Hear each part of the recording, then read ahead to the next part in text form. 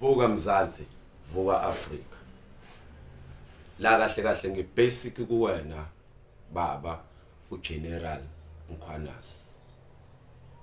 Khotmani Mkhwanazi. Ngiyakubona baba wami uyazama kodwa uzama ngokukhulu ukuhluleka lokho. Baba wami lento ikanje ngizokwenzela iexample ngesihlahla nje.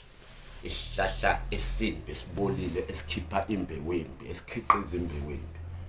Wena kulesi sihlahla kuloku fikile umuntu ofana nomuntu osahala amahlamvu esihlahla, and ngokubona kwami baba kuyoze kuphele lo 5 years wakho uloku halana namahlamvu esihlahla.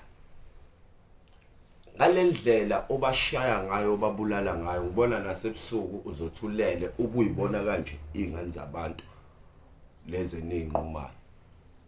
Kanti indaba ilaba yabona labantu abaqashi labangibhululu bakho abagcwele lapha eParliament yibona baba abawumkhiqizo walembewu embu oyibona igcwele akukhona la inanda kuphela.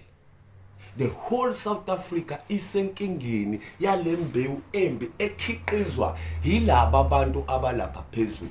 Laba abantu abalapha phezulu baba babafailile abantu abamnyama, babafailile isizwe esimnyama, basifeyile ngalendlela ukuthi amaqili ngempela kufanele uwayise ejele. Wena yilawa ya lapha ya baba bayakwazi ukuthi badle imali la asuswe kulesikhundla aye lapha, afika adle imali lapha asuswe kulesikhundla aye lapha. Yini leyo nto baba? Ingane ilambile la silambile baba, ungitshele yini u350?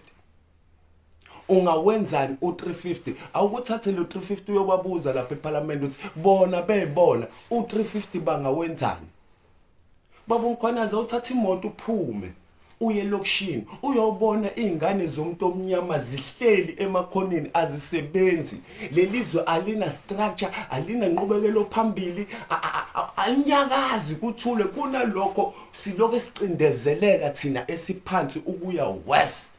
Bese niyafika ke nini nisiqhufuze. Angisho ukuthi labafowethu benza into erathi mebehlukumeza abantu benzeni, kodwa inkinga mufuna ukusiza baba, ngoba ngiyakubona uyafuna ukusiza baba Mkhwanazi la eSouth Africa, and ngiyakubona uyafuna ukufixa icountry. Mufuna ukufixa icountry baba, thatha izwe. Lelizwe lidinga umuntu onama balls ozulithatha ngoba vele lihlezi emaxokweni lilahlile.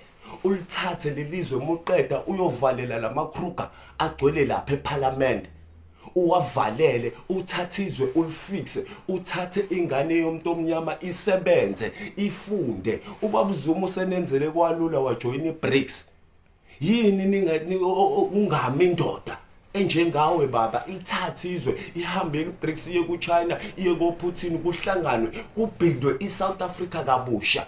Mufuna ukulungisa lelizwe baba, zumbula impande zehlahla uyibeke phansi, libolile izwe lonke.